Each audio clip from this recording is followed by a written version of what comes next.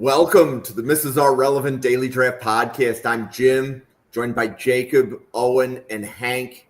And we are going to do a deep dive on the University of Michigan draft class. But before we do that, we have some new people on the podcast. Hank, I see you all over Twitter posting about the draft. Welcome to the Draft Professor Podcast. How are you doing? I'm doing great today. I appreciate you having me on, and I'm excited to talk about the draft and talk about Michigan today. Okay. And Jacob, you are our resident University of Michigan expert. So are you in Michigan? Yep, I've lived in Michigan my whole life, and thanks for having me on. Always excited to talk about Michigan.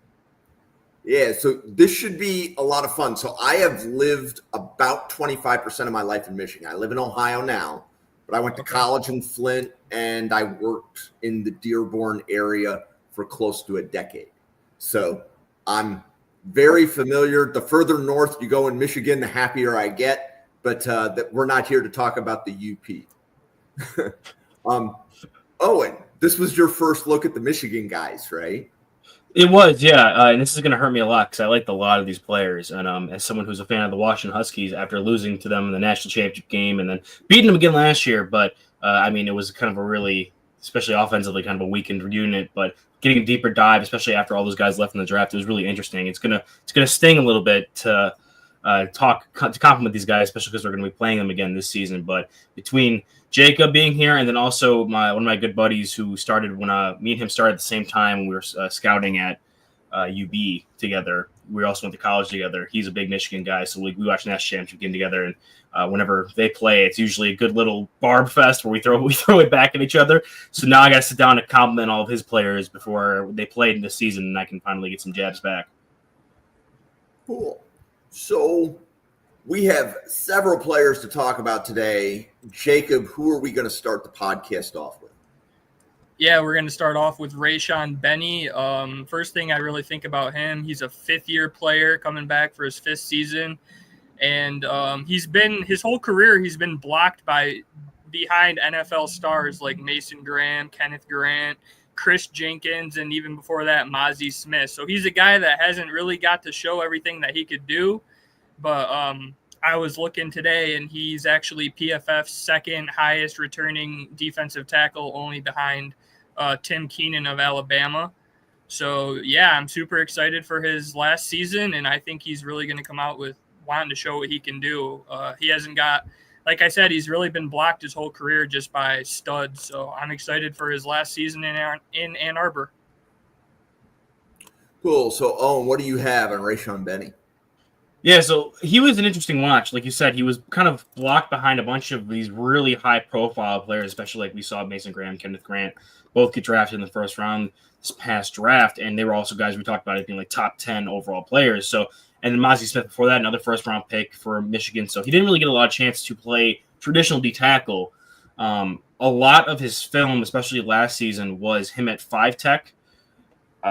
Michigan runs kind of a hybrid front. You see a bit with like the Jesse Minter defenses in the NFL a bit, and like what the Ravens run, and even what the Chargers are running a bit now, where they have 3 down linemen, occasionally bounce to an even front.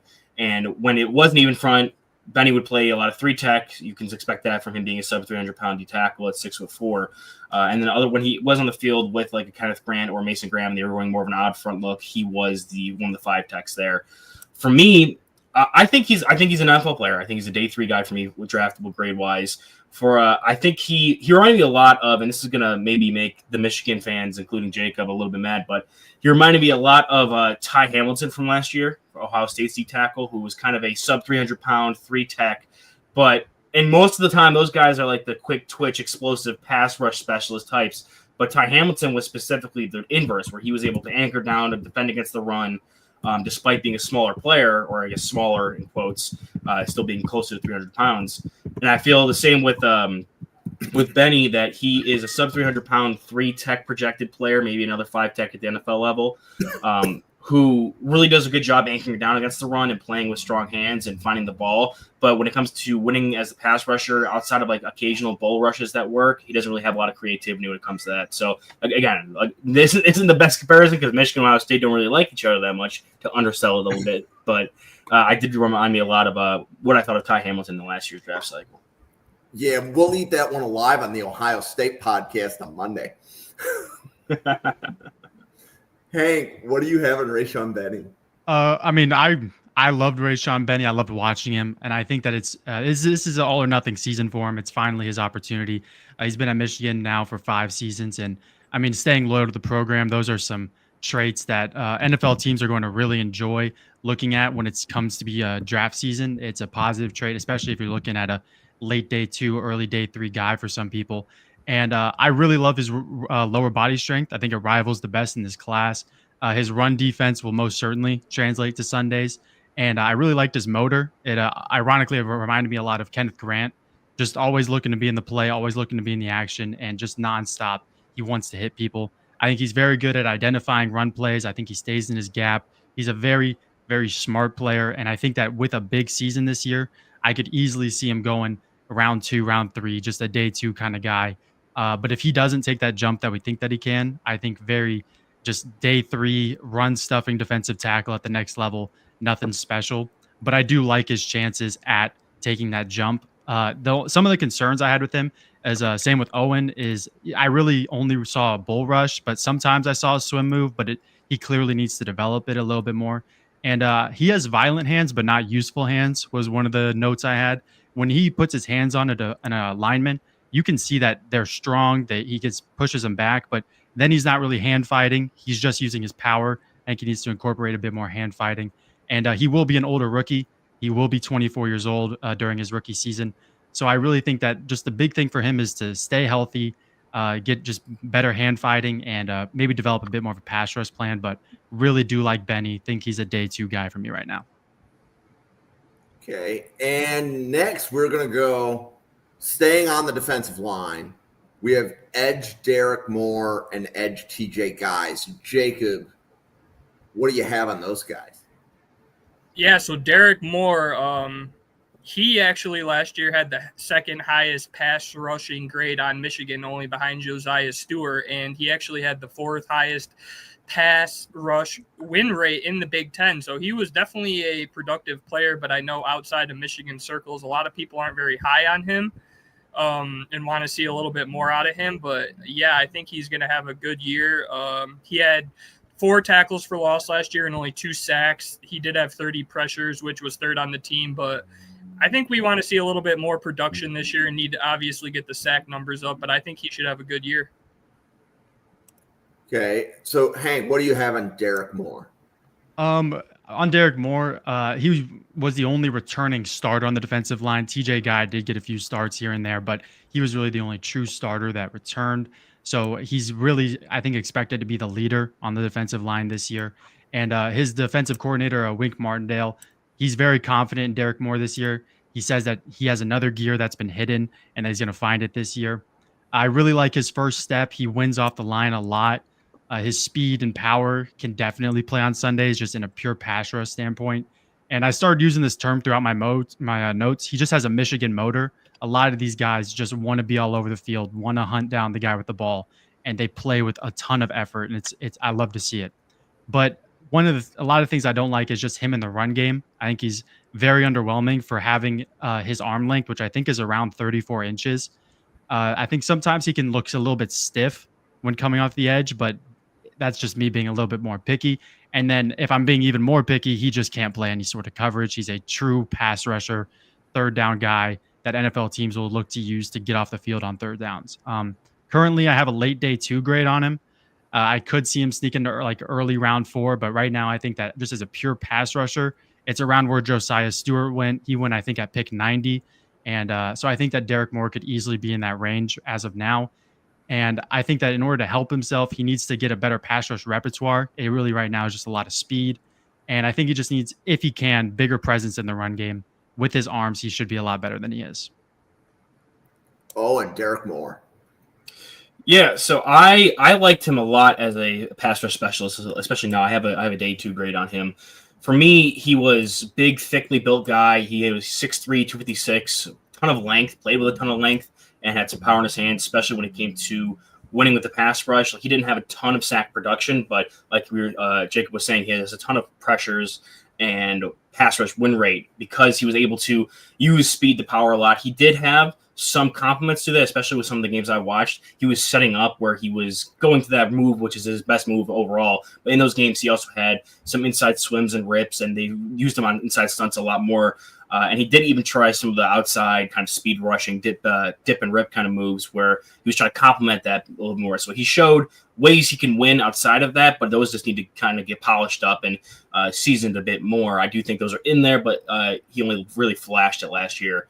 For me, he flashed good twitch and get off. I think he's adequate at that, but I don't think it's anything like elite or even like higher upper level, like great. So I do think with me, even though I think he's a good pass rusher, I have some questions about him athletically overall when it comes to ability to play in space, like how Hank was talking about with coverage ability. I don't think that's really going to be in his repertoire. Ability to get up the field really quickly, and you really win with speed moves, pure speed moves, especially because I don't think he has that great of bend. Like it's another adequate trait, but not anything above average.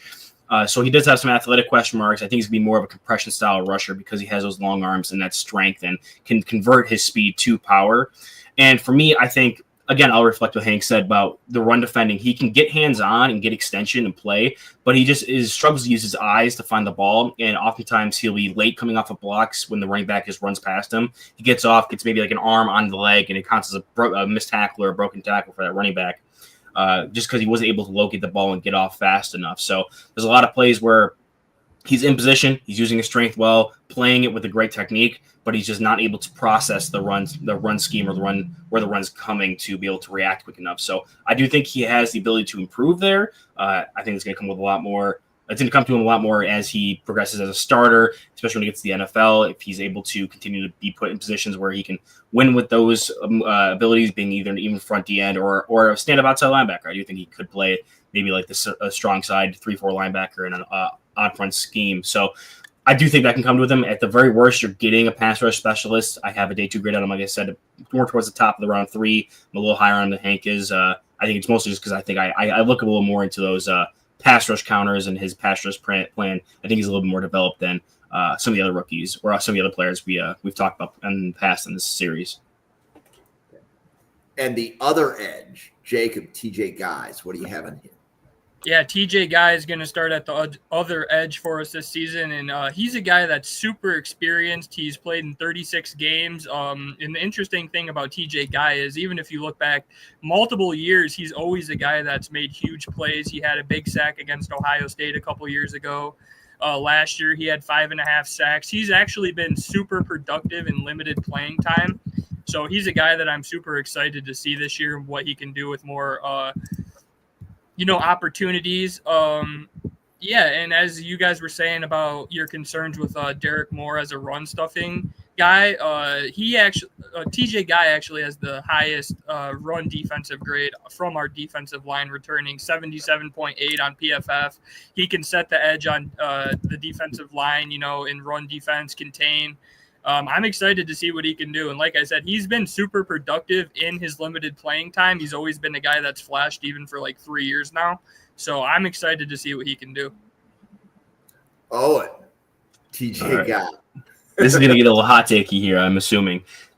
This was someone I had not heard about. I knew a bit about Derek Moore just from seeing like some previews of who are covering and looking at some other sites, seeing how they rank the players, kind of get a sense of who like their top 8 guys are. And TJ Guy was not in amongst those at all. Sometimes he wasn't even listed.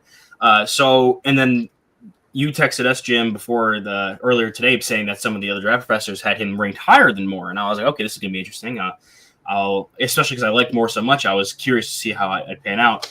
And I think you can safely put me in that grouping there for having TJ Guy above Moore personally. He is limited in his starting experience as opposed to Moore. He did play less snaps overall, less consistent as a starter, like down to down. But for me, he's also got that size. He's 6'4", 250, also has length. And for a guy who's only 250, I think he plays with a lot more power in his frame than I would have expected, especially kind of like what Jacob was talking about when he's taking on blocks, utilizing his length to keep guys out of his chest, utilizing his hand strength. I think he has that in his toolkit. And it also shows up as a pass rusher where he's able to convert speed to power. He has even more counters, and I think he has a more developed pass rush plan than Derek Moore does at this point. So I think he's a bit more better of a pass rush player as he's putting it together. And unlike Derek Moore, I had some reservations about his athletic profile overall. I think he's maybe only a compression style rusher, and they'll limit his ability to be in certain schemes. I think with Guy, he is that level of athlete. He has great lateral ability to get up or down line of scrimmage. He played some off-ball linebacker. He has that level of twitch that I think is getting towards that upper echelon. And his flexibility, while not like not Abdul Carter, not these like insane top of the first round type of bendy edge rushers we've seen in the past, I do think it is something he can have in his toolkit to threaten that up the field speed rush move to complement the rest of his skill set. So for me, high ceiling as a pass rusher. I think the only thing holding him back is the fact that he's a bit smaller, and with his experience in that Michigan defense, he's probably going to fit best as a 3-4 outside linebacker. Maybe if you run an even front, you can utilize him as like a weak side edge, but I wouldn't really love him in that scheme specifically. I think he would do his best work in that odd front system as more of an off-ball pass rush style player. So I am a huge fan. I actually have a first-round grade on him. He's tied with TJ Parker for me. Wow. So I'm a massive, massive TJ Guy fan. I've never heard anyone say that. That's awesome. Every once in a while, like that's with the way Draft Professor covers the draft. Every once in a while, we might dig and find a guy and be among the first. So I am curious. We're actually going to be doing an edge. I'm cutting Hank off here. We are actually doing an Edge episode tomorrow. So Sam Teets and Bill Sparks are doing a Dane Brugler Edge reaction show. But Bill's not as high on TJ Guy as Owen is. But I know Randall is, Andy is, and there's a few others in the chat. So you will hear a lot about TJ Guy on this channel. I can guarantee you that. But Hank, where are you on TJ Guy? I will say I'm not as high as a round one grade, but I am higher than the consensus on him. I currently have him as my edge 12 in the class and Derek Moore at edge 13. So I do have him edging him out just barely. Same thing, 6'4", 250. He's going to switch to number 4 this year. He was offered it by the head coach, which anybody who gets a single digit has a lot of trust within the facility. And that means that they're an impact player, of course. I mean, the one play that just stuck out to me when I was watching him was against Minnesota when he ate a mean face mask. His helmet got knocked off, and he was still just going after the QB and finished the play and got the sack. I mean, that's just different motor. You can't teach that. He wants to be on the field. He wants to show how good he is. I really liked his dip and his bend off the edge more than I thought he would. I agree with Owen. He's a better athlete than I anticipated he would be. He gets his arms into the lineman's chest. I think that he's very good hand placement. He's super powerful. I really like his football IQ as well. Some of the things that I was kind of picky about was I don't think that he has as good of a pass rush plan as Owen does. I do see a better plan than Moore, even if it isn't currently as good in my opinion, but he does have more counters. He does have a better plan. And I think he is super physical all the time. And another thing that's just me being super picky is I agree. He has a very high motor, but sometimes when the play isn't going his way or he's away from the ball, I just see his effort kind of dip. He's not really going over to chase him down, run him down, which is just me being picky. But I would just like to see him run around and just get busier and find something to do. I have a day 2 grade on him, and if he doesn't really take a step, like same thing with Derek Moore, day 3, but early day 3. I think they're in the exact same boat right now. And the biggest thing for him to do this year, which is going to sound super simple, is just outshine Derek Moore on tape. He doesn't have to do it statistically. He doesn't have to do it to like the mass media coverage, but if he can just show it on tape that he's taken a bigger step than Derek Moore within the NFL draft community, he's going to get a lot more praise. So those were the only 3 defensive linemen that made our radar, Jacob. Do you think from your knowledge of the Michigan roster, there's a defensive lineman that's draft eligible that we don't know about yet?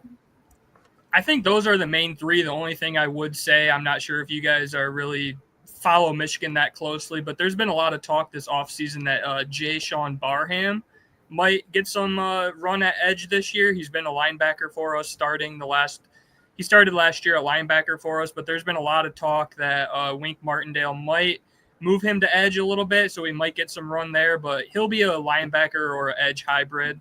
We'll see how he gets used, but there is a pretty strong chance from everything that we've been hearing that he will play edge also. So, Hank, what do you have on Jay Barham? We were about to pivot to the linebackers. So, Jacob, that was a really good segue. Jay Barham, I mean, I'm not the biggest fan, I will admit. He has a very big problem, and it's pass coverage. In his sophomore year, and this is going pretty far back, but he had allowed a 110.2 passer rating in coverage, which is just abysmal. In my notes, I put that down that he was just a traffic cone in the passing game. He just really added nothing. And but a lot of stuff I like. He has great size. He has great explosiveness, sideline to sideline speed. He gets after the quarterback on blitzes, and I really liked his tackling. I think he has good block shedding. I really think that he should just make the move to edge. I don't see why he wouldn't just be a full-time edge rusher. I think it would also help being a rotational guy with TJ Guy and Derek Moore as well. Just less workload for all three of them, and I think that it's where he's most natural at. Right now, I do have a late day 3 grade on him right now, just because of how much of a tweener he is between linebacker and an edge. I think he needs to pick one. I think it should be an edge rusher. And if he continues to struggle in pass coverage or he doesn't take a jump as a blitzer, I could just see him being a priority UDFA as of now. But he needs, and one of the bigger things I thought about was this is a kid who's always going 110 miles an hour. Sometimes he needs to pump his own brakes, slow his tempo down. And I like it with the next linebacker, Ernest Hausman. I liked his tempo a lot more than Jay Barham. But he needs to sometimes slow it down. He's taking bad angles just because he's so see ball, get ball. And the biggest thing that he can do, in my opinion, is when it comes to be combine time, he needs to test well. He needs to show off that athleticism, and that'll get him into the later parts of the draft.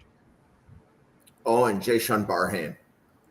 Yeah, he was someone, again, I was surprised when I was first getting some of his details, his background before I watched the tape, was surprised to see what his size was, being almost 250 as an off-ball linebacker.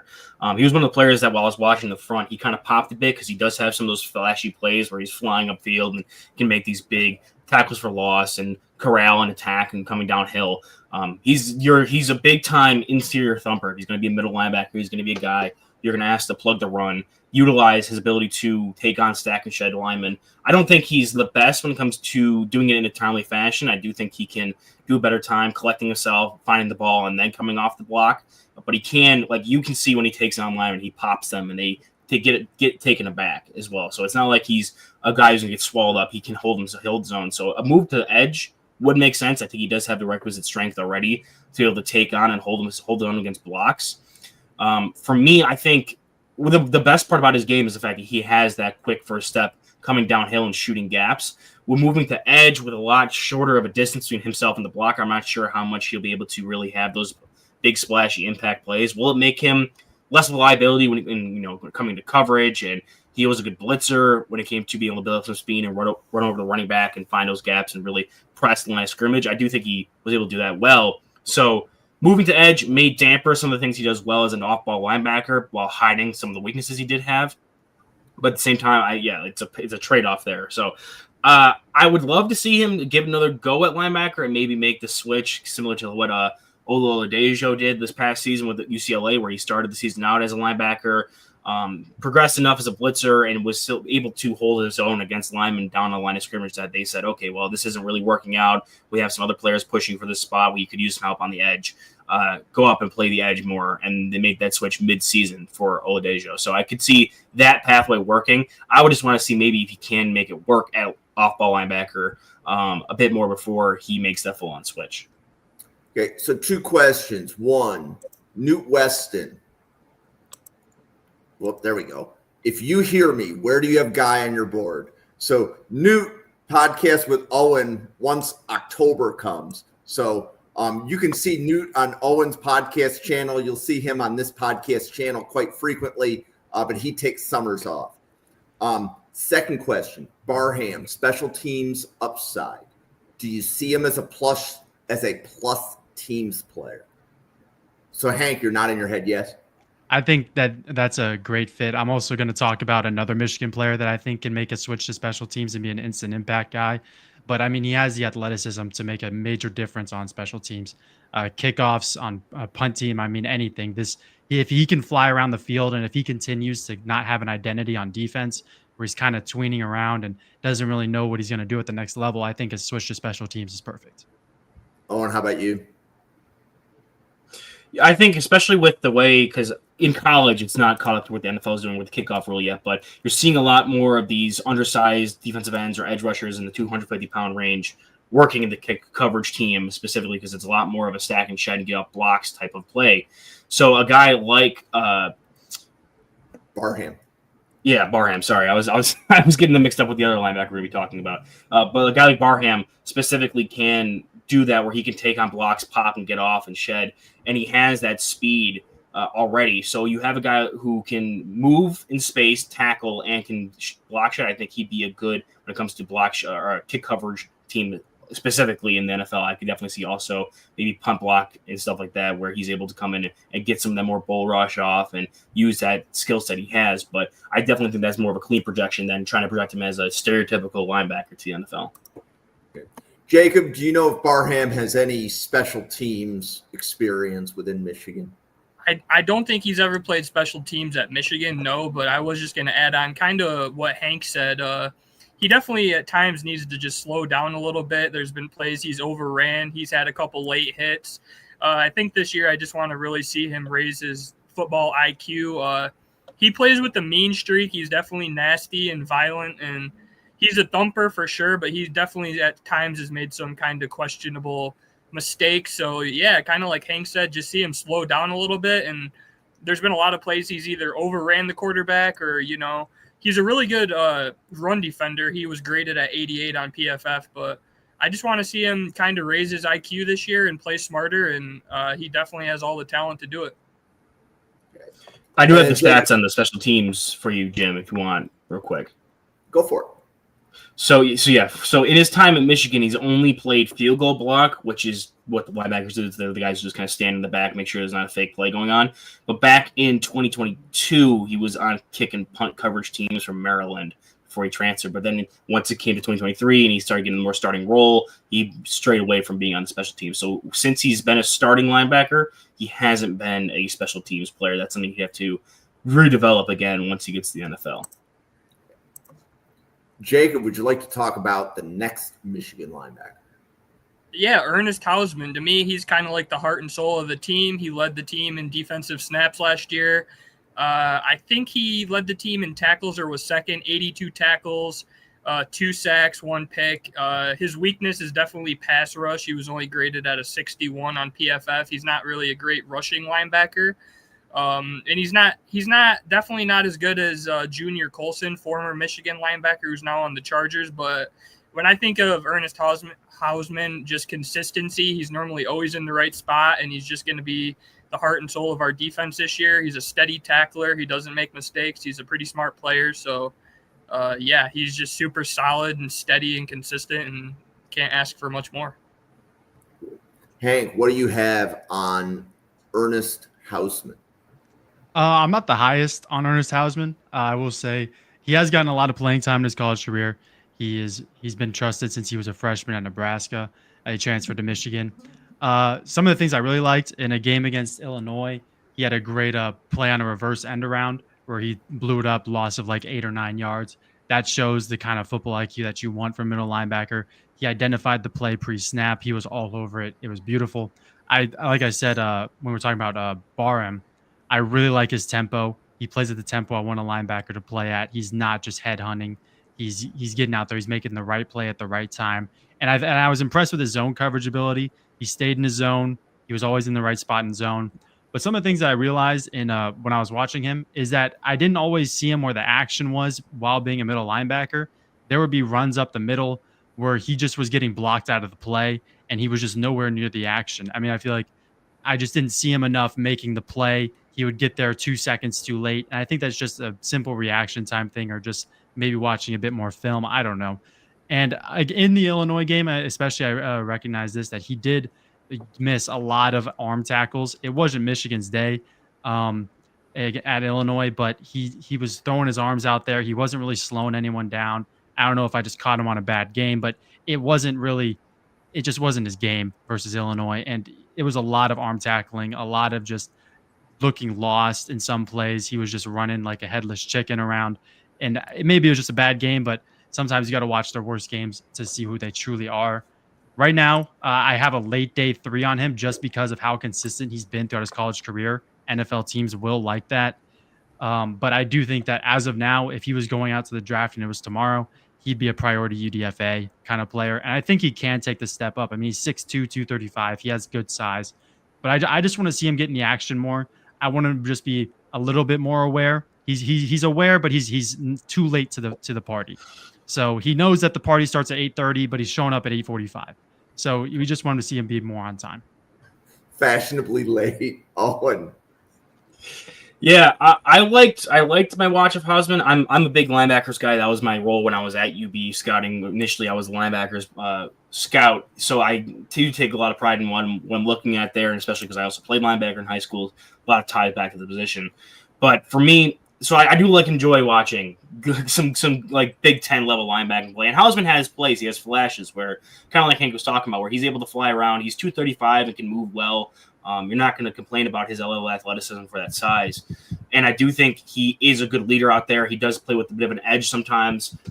Against Washington specifically, I went back and rewatched that game. He flat backed their guard a couple times and was playing very aggressive in the run defense there.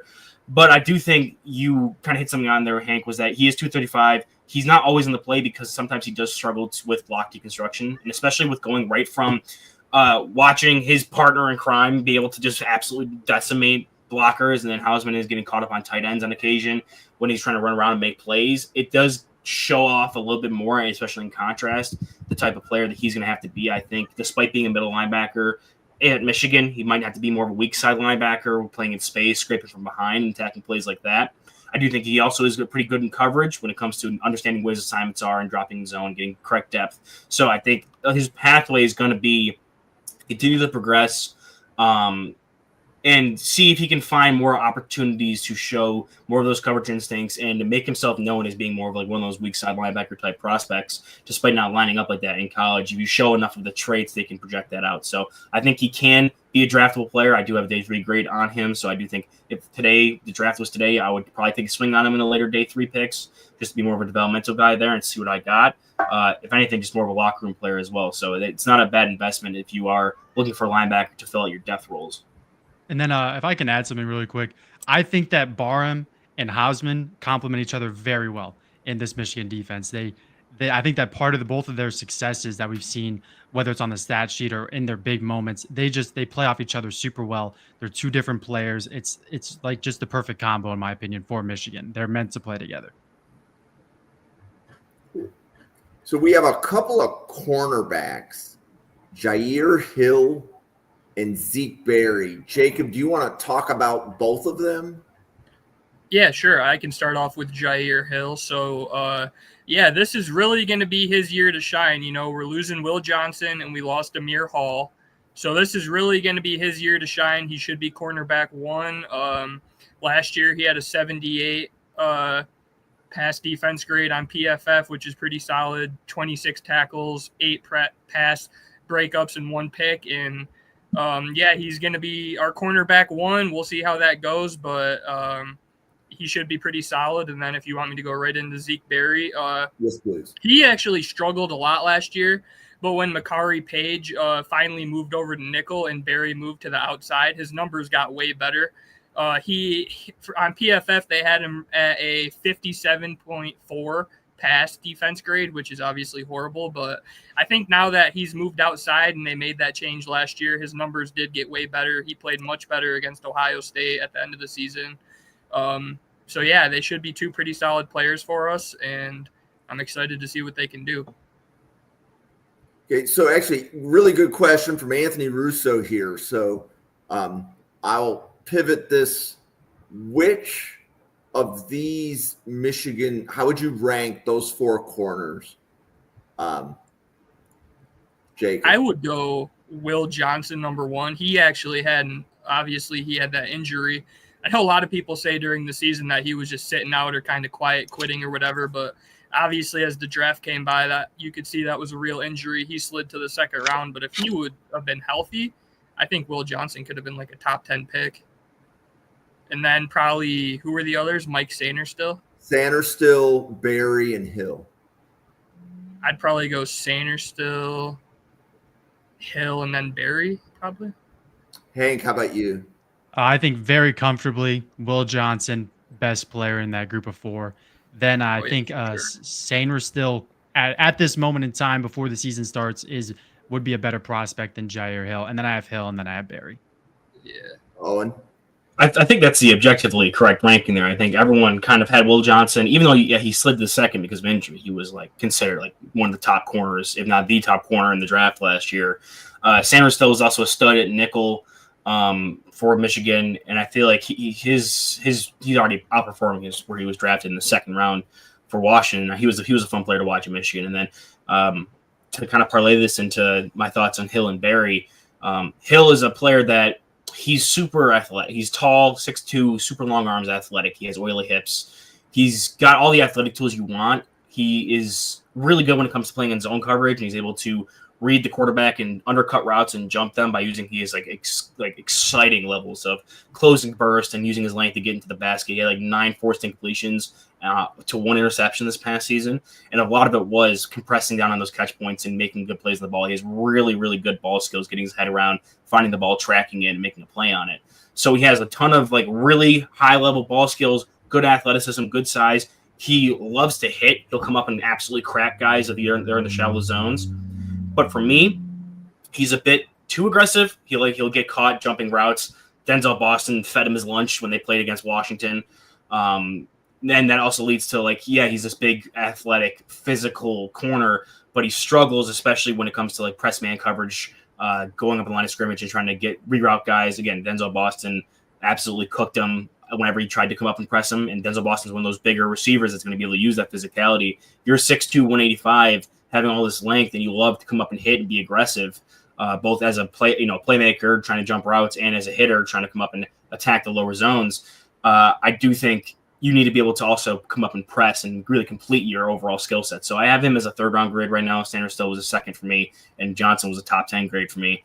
And with Barry, I do think Jacob, you made a great point where he was playing nickel, and I feel like between him, Will Johnson, Hill, he was the only corner that had a bad game against USC this past season, where Johnson had the pick 6, Hill had like 3 pass breakups, and when Barry was in the slot, he missed a lot of tackles, let up some of the bigger catches in the game, and he was just he was struggling with his coverage instincts. When he got moved out, I ended up watching also his game against Indiana, and that was when he got moved out to the boundary corner.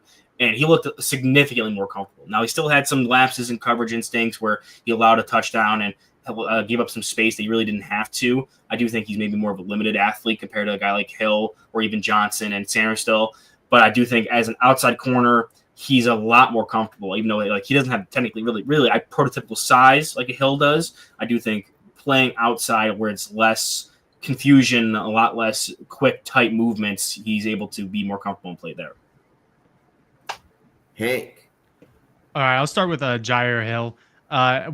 Touching on his speed, he has a track background. In high school, he was running 10.8s in the 100 meters. So the speed is legit. He has track speed, and I do see it translate on the field.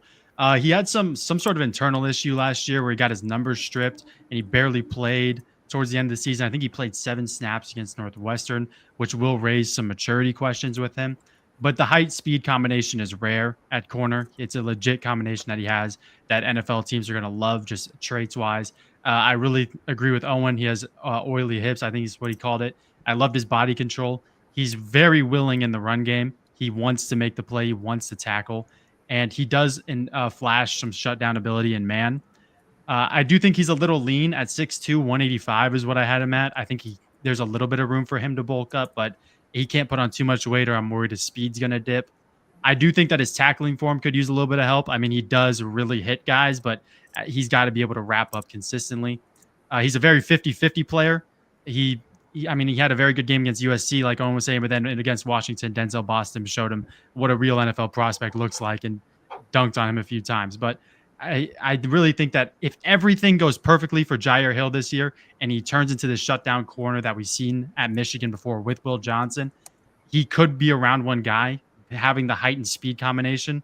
But realistically, I think as of now, I have him around an early round 3 grade. And he just needs to fix the inconsistencies. And I think that the maturity questions will be able to clear up as time just progresses. Okay, and we have one more defender to go, Jacob. Safety Rod Moore. So do you want to take that one away? Yeah, sure. Rod Moore is personally one of my favorite Michigan Wolverines. He's from Ohio, didn't get recruited by Ohio State, and, took that personally. Undefeated against the Buckeyes. Just a terrible injury. So really with Rod Moore, it's kind of two different conversations. He did have a setback, so we're not even really sure how healthy or how much he's going to play, but he's a guy, obviously, it's so long ago, a lot of people forgot, but he was an honorable mention All-American on PFF's All-American team after 2023. He's been two-time All-Big Ten. I mean, he is a great player, though. Like I said, the main thing with him is just going to be his health. He led Michigan in interceptions in 2022. He's a guy that's just always around the ball. He was a staple to the national championship defense. I was looking, it looked like a lot of sites had him viewed as a third rounder after 2023 before he got hurt. So, I mean, that's the kind of talent he is. And if he's fully healthy, I could see him being like the second best safety in the Big Ten, obviously behind Caleb Downs. But that's assuming full health. That's the thing we don't know. So there's a safety at Oregon. I don't think he's top two. There's another guy at Oregon. Yeah, Thieneman. Yeah, I could see that. Top three, maybe.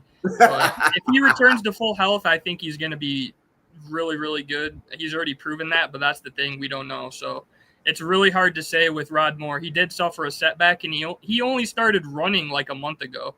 So to be able to play Big Ten safety, come downhill, make plays, it's honestly not looking super good. So, Hank, what do you have in Rod Moore? I forgot. I'll just really quickly on Zeke Berry. He wasn't good enough last year, needs to step up. I currently have him as a UDFA. His PFF grade overall was like 58.5, and he had the fourth highest snap count on the team. He just needs to take a step up. His size is really awkward for the NFL. Probably should play nickel at the NFL just with his size, but he's not as good as nickel as he is on the outside. He needs to step up is my quick analysis on Zeke Berry. But with Rod Moore, of course, he tore his ACL in spring ball last season. So, which is really going to, I think, affect his speed, which I think separated him from the rest of the competition last year. He didn't do spring practice this year, but he was a dog the last three healthy seasons that he played in. He flashed on tape, and he's been a leader of this Michigan team for a while. He has sideline to sideline speed before the injury. He had recovery speed as well. Very high football IQ. He breaks on the ball. He has natural hands. He played wide receiver in high school, and he's a willing and physical tackler with good form. I do think that in the NFL, the bigger tight ends and bigger wide receivers are going to cause him a lot of problems. And he was biting on a few play action plays that I saw, but he had, I don't know if he'll still have it. He had the recovery speed to get back into play. And as I said earlier, the ACL injury could just weaken that speed that I love so much. This is the guy that I brought up where I could really see him being an all pro level special teamer, like as a gunner or something else at the next level. I think that he could easily be a special team captain. I think that he would be very effective on special teams. And I think that if he does switch to special teams, he could get up to 210, 215 and make an impact there while also making a defensive impact. And then you want to do Rod Moore? That was Rod Moore. Oh, that was. I'm sorry. Yeah. I thought you were still. I'm sorry. I thought you were still on Barry. No, Barry. I tried to go quick with him. I didn't like him at all. Sorry about that. Oh, and Rod Moore. Yeah, so I don't know. I didn't know anything about what Rod Moore's situation was with his injury prior. So, or like what his updates has been. Obviously, him only just running recently is kind of alarming, especially with the season grounding closer and closer. We're in July. The season's going to start late August. So you're hoping that by the time that comes around, he's up to speed, especially with an ACL injury. And it was in spring practice or spring ball last year. You'd hope he'd be back to close to playing already at this point. But for what I saw on tape, he's definitely someone who he gets me excited, especially with who they brought in as a transfer with Metcalf, where he can be more of like this single high, had that speed to go sideline to sideline, showed off some ball skills, has some length. I think where he excelled was also coming down to fitting the run, kind of like what Hank was saying, he could be a good special teamer because he has that speed to fly to the ball, and he did play special teams for Michigan, making some tackles back in 2023 and 2022. So he showed off that speed as a gunner, made tackles in space. He continued to do that as a safety, working in space, coming down, filling really well. I thought he did his best work as a deeper safety, kind of similar to what I said about Hill, where he was able to identify by reading the quarterback's eyes and then jumping underneath routes and and either getting picks. He had 4 interceptions, I believe, in 2022 or 2023. And then so being able to make those reads and come up and undercut those receivers, that's where he does his best work. And unlike Hill, he's not overly aggressive with it, where he's also able to stay home and still do his role. Where I think he could have improved was as a man coverage corner, being able to work a little bit more quick cuts, staying in guys' pocket hips, and using that length to his advantage to cover like tight ends. But with the injury, not only is he maybe losing a step in his range, but his change of direction and ability to play man coverage, where I thought he may be able to progress more as a prospect, may not come to fruition now. So he may be stuck at a ceiling where what we saw previously is what he's going to apply, what he was going to be at. Okay. So before we go to the Michigan offense, we have to let Owen pet his cat, and we're also going to pause for a quick commercial break. Owen, do you want to introduce yourself to everybody watching and tell everybody about the Weekly Huddle? Yeah, so I have a YouTube channel over at the Weekly Huddle, also Twitter at Weekly Huddle, where I produce videos talking about the draft and football in general. I do have a couple of other draft professors come on. I have Newt, we talked about earlier in the chat. He does his top 10 positional rankings. Actually, just put one out recently. His top 10 interior offensive linemen, his top 10 D tackles will be coming out next week. So I'm excited to have those be coming out. I have a video coming out later this week with Bill Sparks. We did a 2026 mock draft based off of predicting every single game that I did over on Playoff Predictors. That'll be coming out later this week. And also I'm working on a series right now where I'm covering the film and doing film breakdowns of notable draft busts and draft steals and talking about whether or not it was what we could see on film that predicted what they were going to do in the NFL, or if it was something later on in their story that ended up causing it to happen. So that's what I do on my own personal side. With Jim here over in the Draft Professor, I'm here every Monday and Wednesdays. Now we're doing these team scouting previews. We just got done wrapping up our team previews of the NFL teams, talking about their roster construction and what their player archetypes are going into this upcoming season. So now we're just full on getting prepped and ready for this upcoming season, talking about these prospects. So you can catch me here on Mondays and Wednesdays, both at 9 p.m. Eastern Standard Time. Hank, it's your first Draft Professor podcast. Welcome. Tell everybody about yourself and where they can find all of your content. Mainly NFL draft content is going to be on Twitter. I do have a YouTube channel, but it is about the NBA and basketball. I follow football, basketball very religiously. It's what I do with my spare time. But most of my NFL draft stuff will be on Twitter. So you can follow me if you want. And I would say that in the scouting community, I'm much younger than a lot of guys. I'm a freshman in college this year, so I just started scouting when I was 15. So I've only been doing this for about 3 years now. So I'm very excited to just keep on going, and I really enjoy just watching film, and I really enjoy scouting. So I think that a lot of kids my age should also get into it, but it's very fun.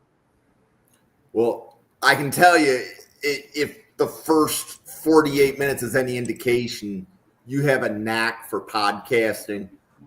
So definitely thank you for coming on. Yeah, of course. Jacob, tell everybody about all of your University of Michigan things. Yeah, so I'm more of just a regular guy on Michigan Twitter. I've been a diehard Michigan fan since I was 4, so I'm on Twitter at just Underwood Season, and I'm mostly just in the Michigan Twitter community, but I love all of college football. Can't wait. I watch all the games every weekend, and that's pretty much it. This is my first time doing a podcast, so I appreciate you having me on, and it's been super cool. But other than that, I just mostly Michigan football content on Twitter. So I could not tell it was your first podcast, but you are also a natural. You're actually. Thank you. So to give everybody in the audience an idea. So Owen and I, we podcast once, twice a week together. I have been working with Owen podcasting for probably 10 months at this point. Right. First time I met Jacob and the first time I met Hank was backstage 5 or 10 minutes before the podcast. So the fact this is actually going quite smoothly. Now the commercial for the channel, you can follow the channel at NFL Draft Fanatic no I Am Fanatics. That is the Draft Professor channel. It's the same on X as it is on YouTube. We have daily content on the NFL Draft. Owen and company did the LSU team breakdown Monday. We did the Arizona State breakdown yesterday. We're doing Michigan today. We're doing Miami tomorrow.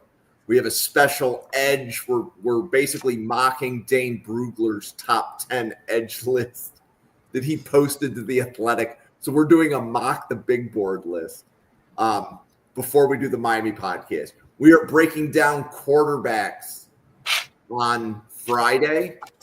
And then on Sunday, I believe we're doing a running back episode.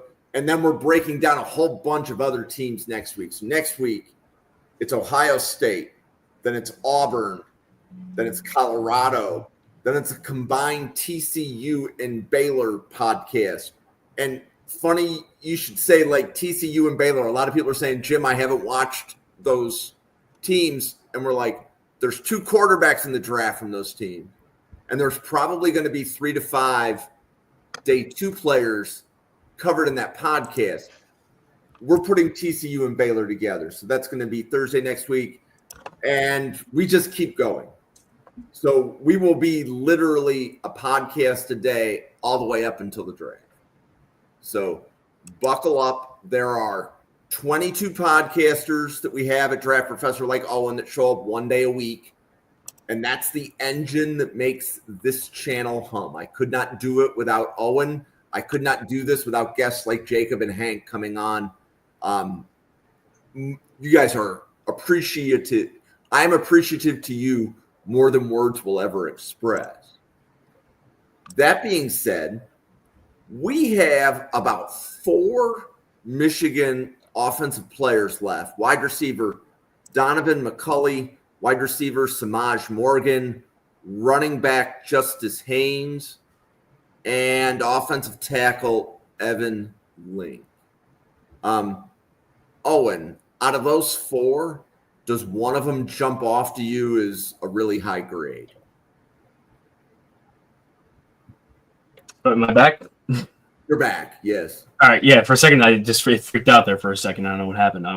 What was the question, Jim? Hit me up again. So out of the 4 offensive players, Justice Haynes, Evan Link, Samaj Morgan, Donovan McCulley, does one of those guys jump off your board as being much higher than the other 3? The way you phrased the question, yes. Justice Haynes is a guy I'm super high on. Running back, transferred over from Alabama, only had 100 touches as a rusher between Alabama to his 2 years there. He had 17 catches there on 19 targets. He's a player, 4-star recruit, has athletic upside. He's 5'11", 205, can get a little thicker probably, but you don't want him to lose too much of a step now. I do think the offense he ran at Alabama wasn't super conducive for him being really, transitioning well. I think he works a lot better as maybe a zone rusher. He did do some good work in the power gap scheme.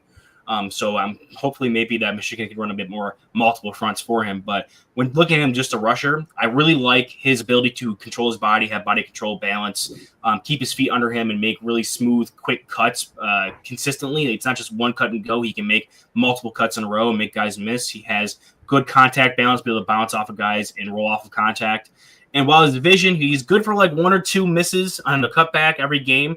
I do think his vision has like a decent baseline. And when he gets to the open field, he is a creative runner and can find open space. With his vision, open space is good as well. He isn't the most bursty running back. He takes a bit to get up the top speed, but when he does, he can usually finish plays out. He had like a long, 75, 80-yard touchdown against Vanderbilt, I believe it was, or maybe it was one of the other SEC teams. But he had a big, long touchdown there. He was utilized out wide a bit at wide receiver from Alabama at times, but he never really got a lot of attention there. Most of the time, his targets came from him just being the dump down option from Jalen Milroe. Jalen Milroe, not typically known for his processing and getting to his check down, so I'm not really surprised by that. So I think he has a lot of room to grow when it comes to being a receiving back. He showed the ability to step up and be a blocker, both as a lead man in the running game in front of Jalen Milroe, but also as a pass blocker. He had consistently good grades there, and even the games where he got bad grades, I watched the reps, and he wasn't really that so wasn't struggling that much. But I'm super high on Haynes as a player that I think in this new system can progress higher than he was with the glass ceiling he had in Alabama. So Hank, out of the Miami, out of the Michigan offensive players, do you have anybody higher than Haynes? I don't have anybody higher than Haynes. I think there's a major gap. But I mean, Haynes is just, I think he's far and away better than the rest of the prospects. I mean, I'm very much, I will say on the complete opposite side, Evan Link was probably by far the worst player I watched when preparing. I mean, he was terrible in the nicest way possible. He had a 38 PFF pass blocking grade, and he just wasn't good at all. He made the switch from left to right tackle, but I think Haynes is just far and away the best player that Michigan is going to produce this year in the draft. Yes, and I forgot to add. So, Jacob, you gave me one other offensive player that I did not say. There was a guard, Giovanni El Hadi. Yeah, El Hadi. Yeah, I think just going off of what Hank said, that made me laugh because, Evan Link, I know this is like an NFL draft show, and he is just horrible. He's closer to losing his starting job, I think, than he is to getting drafted. Okay. He actually got benched midseason last year, and then he got to play. He kind of got thrown back in by default when Andrew Gentry got hurt. He did play better versus Ohio State and Bama, but he actually got benched last season. And Sharon Moore's already came out and said that Andrew Sprague and the 5-star freshman Babalola are all going to be competing with him for the job. So I wouldn't even be shocked if he doesn't even win the job. So personally, I don't even think he's really like a draftable player, but obviously something could change. But he's by far the worst. And then Haynes is by far the best. This side of the ball is definitely not as fun to talk about. Yeah. And we don't need to dwell on too many players. Right. Okay. We talked about Evan Link. So Owen, a couple of other questions for you. Samaj Morgan and Donovan McCulley. And Owen, I know that your draft board at this time is I send you a list of players and then you podcast a list of players, and our podcast relationship is quite good that way. Out of the wide receivers that you have watched, which probably at this point is somewhere between 10 and 15, where do the Michigan wide receivers stack up? So McCulley he's in the higher end of day 3 for me, and then Morgan is actually the lowest graded receiver I have on my board right now. That is an undrafted, which is Terry Lockett Jr. from Eastern Michigan. So I like McCulley for what he is. I think and I'm curious to hear Jacob talk about the freshman quarterback at Michigan when I'll tee him up with McCulley. But for me, Morgan, he's an undersized guy. He has speed, but he's not overly dynamic. I think he can do better as a returner and run after catch. That'll be like his main calling cards. But even then, he didn't make really sound choices as a punt returner last year. I watched all of his returns. I didn't really find a lot of them super good decision making. And then as a run after catch player, he got some touches as like an end around player, but in like the screen game, nothing really stood out. He didn't really excel much. I mean, the whole offense in general didn't, but I mean, for me, Morgan is someone who's going to have to prove okay, he's undersized. He needs to have a different step when it comes to being a better returner or having more dynamic athleticism show up on tape. But for McCulley, he was a wide receiver at Indiana, and he was the second one I watched of the two, and he stood out immediately because he's 6'5", 200 pounds. Okay, that's an eye-catching number there. And then at his time in Indiana, he only had 9 targets last season because he got hurt or sat out. I don't know. I didn't see what the specific reason why his season ended last year at Indiana was. But I went back and watched the 2023 tape. He's specifically a jump ball guy. He boxes out, goes up top. He can really extend above the rim to get the ball and bring it down. He is one of those guys who's special when it comes to contested catch situations. He utilizes all of that size, and he's a little smoother too in the hips. I don't really hate his route running as much when it comes to him using his hips and ankle flexion to be able to get some early separation. I think he lacks the explosiveness and out of the cuts. He has a lot of the same issues you get from guys who are that size that excel in jump ball situations where he's not going to create a ton of separation. He doesn't have a ton of speed, explosiveness, stuff like that. He can have some long strides, get down the field. He'll run a dude over, run after catch, but he isn't super creative. So he's a guy that is going to excel exclusively as a jump ball player. And because of that size, I think that's going to translate to the NFL.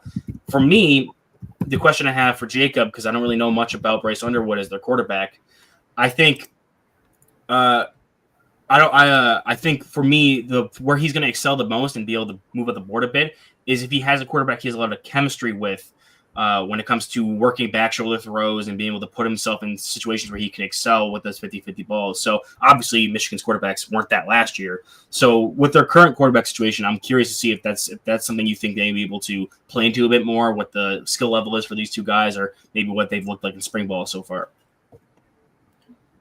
Yeah, I think that's a good point, and I was thinking the same thing with Samaj Morgan too. If you look at his numbers from 2023, his freshman year, he had 9.3 yards per catch. He had an 82 pass catching grade. He was a pretty solid freshman, and then obviously last year it was just the whole offense in general. He went all the way down to 5.9 yards per catch. He had 27 catches, but only 139 yards. So I think this year with just a more talented quarterback, Bryce Underwood just immediately raises the talent of the quarterback room just instantly. I'm interested to see what Samaj Morgan can do with good quarterback play, and hopefully he can get back to his freshman form. And then McCulley, he was a guy I had to study also. But yeah, I was excited what I saw with him. His last 5 games of 2023, he had 28 catches, 420 yards, and 5 touchdowns. And then in the game versus Illinois, he had 11 catches. I'm just looking as him to be just a reliable target for Bryce Underwood. Kind of obviously we lost Colston Loveland, just that safety blanket, and hopefully McCulley can be that. And yeah, with Bryce Underwood, I think both these guys should have good seasons, and especially Samaj Morgan. He just struggled last year. We couldn't really get him the ball in any meaningful ways. He had a lot of like screens for losses of yards, and he's kind of like a gadget player. So he definitely needs good quarterback play to benefit. But yeah, so I'm excited for both of them. Okay, Hank, you want to add anything on either Giovanni El Hadi or Samaj Morgan or Donovan McCulley? I'm not gonna add much on El Hadi. I watched him last second once he got added. I watched his game versus Texas. Apparently I did a little bit of research. He's like some freak athlete who could run in like the high 4.8s and has really good agility. So I think, according to some places, he's going to be an athlete. But Alfred Collins, he's now in the 49ers, was drafted last year in like the 3rd round, did really school El Hadi in that tape. But I only watched one game, so I don't really want to dig into it too much. But with McCulley and Samaj Morgan, I'm very excited for McCulley. He started his career at QB, which explains his size, but he now is going to play the X for Michigan. And he entered the portal midway through last season. I don't know why. I'm sure him and Kurt Signetti just didn't get along and they didn't have the same vision for his future. And he's just really raw. This will be his 3rd year playing wide receiver. He has amazing catch radius, soft hands. He could use a little bit of help with the route tree, but I think that's all just going to come with development. It's only his 3rd year. I have a midday 3 grade. And then with Samaj Morgan, he played a lot of, he showed a lot of promise as a freshman. He just as a future player for Michigan. I read this somewhere that he played 7-on-7 with Bryce Underwood at some point. So there could be some extra chemistry there. But I looked at the depth chart on a few sites, and I'm pretty sure Michigan brought in a slot guy from UMass, Anthony Simpson, who was going to compete with him for the starting job. So I don't even think there's a chance that Samaj Morgan's going to start this year. And I think that the best thing for him at this point in his career might be to transfer to really get the best out of him and really become the best prospect that he can be. If he's not going to start this year, he should just try his luck somewhere else before just completely riding the bench at Michigan.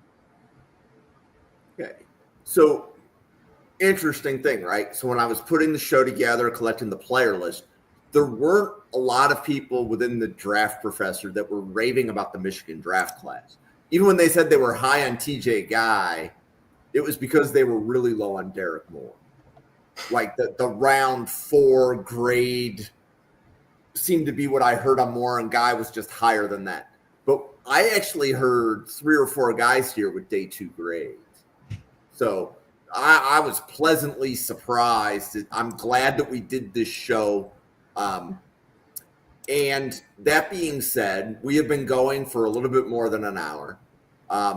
For Jacob, Hank, Owen, myself, and the 80 podcasters at the Draft Professor, thank you for watching, everybody, and we'll see you tomorrow for 2 podcasts. Have a good night.